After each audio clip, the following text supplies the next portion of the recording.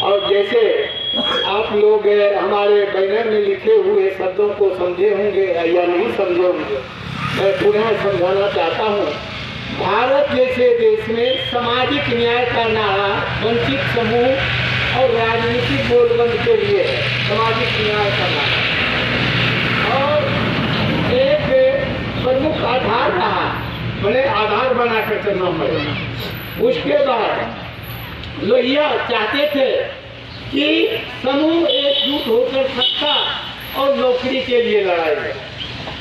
जब IAS, IPS, doctor, engineer आप बनिएगा तभी आपकी नौकरी में पहचान होगा, और जब तक आप जूता चप्पल उठाने वाला चपरासी बनिएगा तो आपका कोई पहचान नहीं होगा।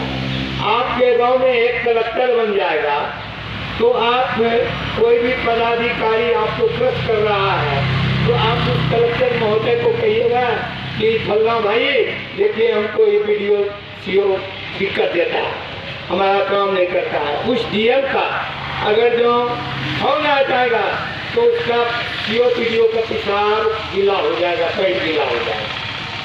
तो इसलिए अच्छे सोच बनाने वाला, अच्छा नौकरी प्राप्त करने वाला ही लोगों की पहचान है। और उसके बाद बचत की चुनौती देना चाहिए। पिछड़ों और दलित, अल्पसंख्यकों और महिला एकजुट होकर सामाजिक न्याय के लिए संघर्ष करना चाहिए। क्यों कि हम लोग जितने दलित पिछड़े हैं, दलित हैं, अल्पसंख्यक हैं, जब तक कि हम लोग महापंचायत बनाकर बैठेंगे नहीं, संघर्ष नहीं करेंगे, सोच नहीं बनाएंगे, तब तक हम लोगों की समाज आगे आने वाला नहीं है। तो इसलिए हमारी दुआ है, काशी राम तेरे नेक कमाई, तूने जो सोती हुई कौम को जगाई, समुद्र की हाथ काशी राम लिखना, समुद्र के हाथा काशी राम लिखे। तो कहने का मतलब है कि हमारे नेताओं ने सब आप लोगों को सूचना जानकारी दिया, सत्ता के विषय में जानकारी दिया। हम लोग छोटी छोटी बिंदु पे अगर जो संगठित होकर संगठन में आते जाते रहेंगे तब आपको पूरी समझ में आएगा। आप लोग अभी नहीं समझ पाइएगा। आप कहते हैं कोलिजियम के अर्थ कोई जानते हैं? बताइए।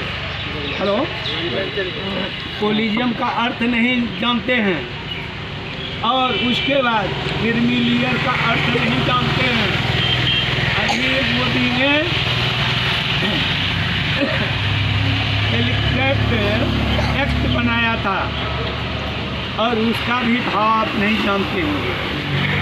क्यों कि जितने IAS, IPS थे उसको इलेक्ट्रेट के तहत खाली डिग्री के आधार पर मतलब उसको नौकरी देता था, उसमें आरक्षण का कोई सवाल नहीं। हमारे बिहार और देश के राजनीतिकर्ता ने इसके विषय में समझा और मोदी को कहा कि आप ये व्यवस्था नहीं हटाइएगा तो हमारे लोग रोड पे आने के लिए तैयार हैं। तो कहने का मतलब है जिसके हाथ में सत्ता है, जिसके हाथ में शासन है, जो नौकरी में अग्रणीय है, वह अपना मनमानी सब दिन करते रहेगा। आप मुखिया चुनते हैं तो मुखिया कहता है ना हम मालिक हैं इसका, आपको जो हम कहेंगे वह करिए।